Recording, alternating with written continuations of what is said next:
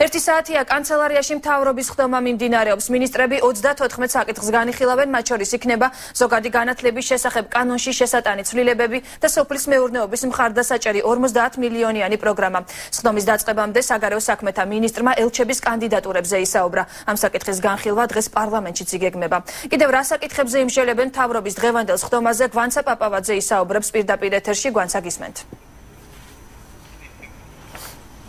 დღევანდელ მთავრობის ხდომაზე პირველი მომხსენებელი საქართველოს განათლებისა და მეცნიერების მინისტრი გიორგი მარგველაშვილი იყო. მან სამოქალაქო კოდექსში შესატან ცვლილებებზე გაამახვილა ყურადღება და ასევე ისაუბრა ზოგადი განათლების შესახებ საქართველოს კანონში შესატან ცვლილებებზე. გარდა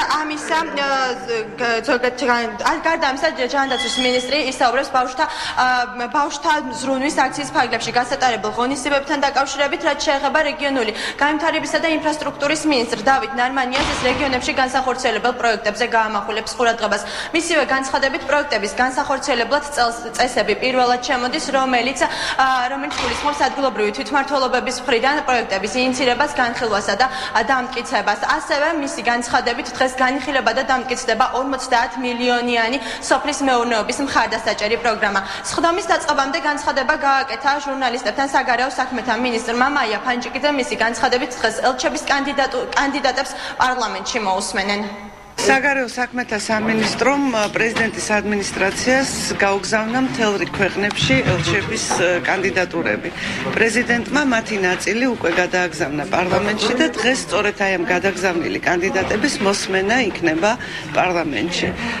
საბოლოო ჯამში დღეს მოსმენაზე მიწვეულია 9 ქვეყანაში ელჩობის კანდიდატი. დღეს რამდენიმე მნიშვნელოვანი საკითხი განიხილება მთავრობის ხდომაზე ჩვენი კუთხით, მათ შორის განსაკუთრებით გამოსაყოფია საქართველოს რეგიონებში განსახორციელებელი პროექტები, რომლის განხორციელების წესიც წელს პირველად გავაკეთეთ ჩვენ. განიხილება და მტკიცდება 50 მილიონიანი სოფლის მხარდაჭერის პროგრამა, რომლის განხორციელების წესიც ასევე იქნა შემუშავებული ჩვენის მხრიდან.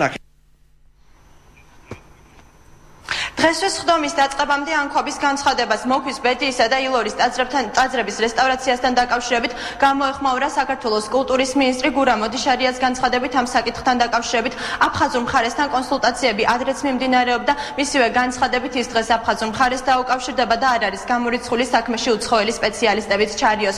ხდომა დაახლოებით 1 საათია, რაც მიმდინარეობს. მთავრობის წარმომადგენლები ჟურნალისტებთან კომენტარებს მისი დასრულების შემდეგ გააკეთებენ. მადლობა გვანცა. მთავრობის ხდომაზე განსახილველი საკითხების შესახებ გვანცა პაპავაძე საუბრობდა პირდაპირ ეთერში.